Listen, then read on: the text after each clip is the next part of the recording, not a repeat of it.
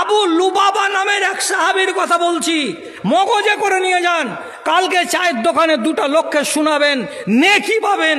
আর একটা লোক যদি মেনে নেয় তো আপনার সওয়াব চালু হয়ে যাবে। কি?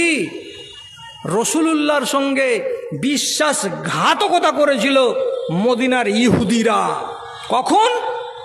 খন্দকের যুদ্ধের কালে, বিপদের দিনে, কঠিন সংকটময় মুহূর্তে গাদ্দারি করেছিল। কারা? তো ইহুদিরা।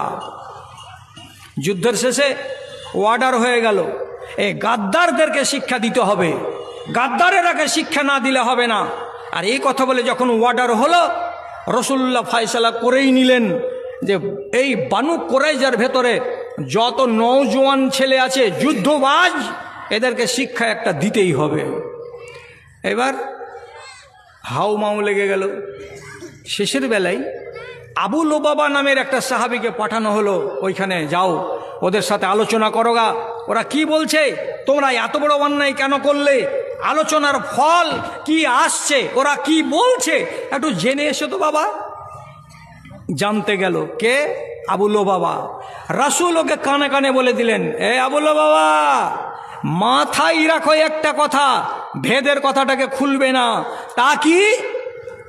আলোচনা যা হবে হবে, ওই ইহুদিদের গ্রামের যতগুলো নওজোয়ান আছে কাউকে জিন্দা রাখা হবে না, সবকে মার্ডার করে দেওয়া হবে। কেন? যে তারা গাদ্দারি করেছে আমাদের সঙ্গে, আর গাদ্দারের সাজাই হলো এটা।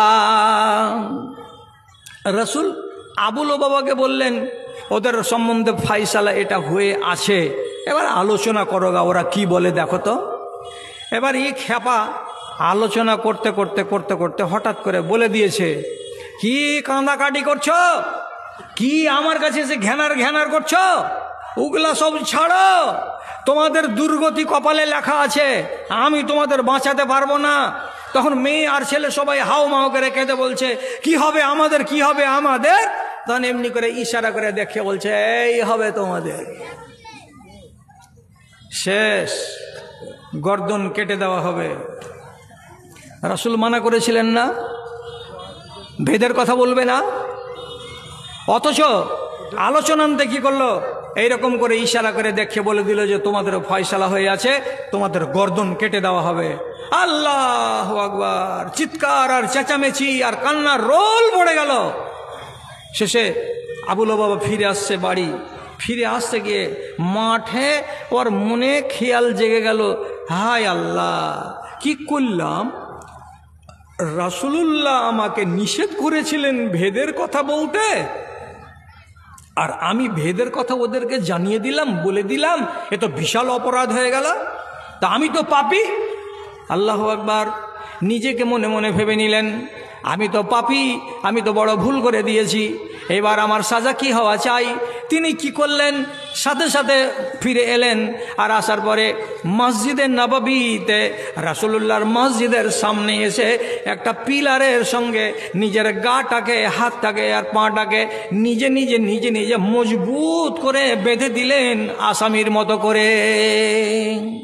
হাত বাঁধা, পা বাঁধা, কার সঙ্গে? তো পিলারের সঙ্গে বেঁধে রেখেছেন, পিলারের সঙ্গে এইরকম করে। লোকেরা আসে আর দেখা, বলে কি ব্যাপার, তোমার হাত পা কেন বাঁধা? বলছে আমি মুজরিম, আমি অপরাধী, আমি ভুল করেছি, আমি অপরাধ করেছি, তার জন্য আসামির বেশে আমি এইরকম করে নিজেকে বেঁধে রেখেছি। যতক্ষণ পর্যন্ত আসমান থেকে আমার তওবা কবুল না হবে, যতক্ষণ পর্যন্ত আসমানের মালিক আমাকে মাফ না করবে, ততক্ষণ পর্যন্ত আমি এই গিরা খুলব না, আমি বাঁধন খুলব না।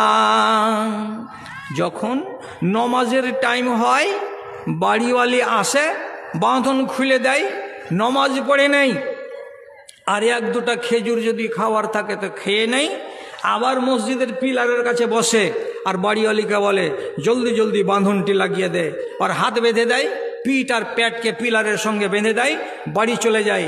আছে বাঁধা অবস্থাতে পড়ে। জোহরের নামাজ হয়ে গেল 12:30টায়, এবার 12:30 গেল, 1টা গেল, 2টা গেল, যখন 3টা হলো, 2:45 হলো, আবার যখন আজান পড়লো মসজিদে নববীতে, ওর বাড়িওয়ালি দৌড়ে এসে আবার নিজের স্বামীর বাঁধন খুলে দেয়। নামাজ আদায় হয়ে যায় আর তারপরে আবার পিলারের সঙ্গে নিজেকে বেঁধে নাই।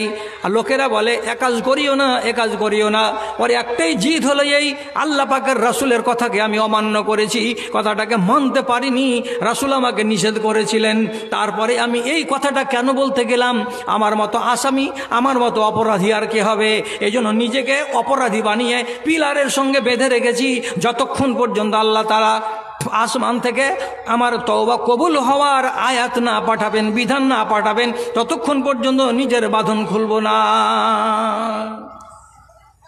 রাসূলুল্লাহ বলছেন, আরে খেপা, পাঠিয়েছিলাম আমি, ভুল করেছো তুমি। তো ভুলের খেসারতের জন্য আমাকে বলতে যে হুজুর এই ভুলটা হয়ে গেছে, তো আমি তোমাকে মার্জনা করে দিতাম। আর তা না করে আমাকে বাদ দিয়ে তুমি মামলা পৌঁছে দিয়েছো কার কাছে? তো আল্লাহ তাআলার কাছে। এখন আমি আর কি বলবো তোমাকে? তাহলে তুমি বাঁধা থাকো, যতক্ষণ পর্যন্ত আসমান থেকে তোমার নামে আল্লাহ তাআলা বিধিবিধান না পাঠাচ্ছেন ততক্ষণ পর্যন্ত আমি কিছু করতে পারবো না। ভাই, এইভাবে বেচারি একটা অপরাধ করেছিল, তার জন্য নিজেকে পিলারের সঙ্গে বেঁধে রেখেছিল। 4 দিন পর, অন্য মতে 5 দিন পর আসমান থেকে আল্লাহ রাব্বুল আলামিন তার বিধান নাজেল করলেন। আর দেওয়ার পরে বলছেন, তোমরা খবরদার খিয়ানত করবে না, আল্লাহ এবং আল্লাহ রসুলের সঙ্গে খিয়ানত যদি করো তো বড্ড গুনাহ হবে। তারপরে আল্লাহ তাআলা বলছেন, যদি তওবা করতে পারো তাহলে আল্লাহ তাআলা খিয়ানতকারীকে মাফ করে দেবেন। তো যাও যাও, তোমাকে মাফ করে দেওয়া হয়েছে, তুমি এবার বাড়ি ফিরে যাও। একটা অপরাধ করলো, তার জন্য নিজেকে আসামি বানিয়ে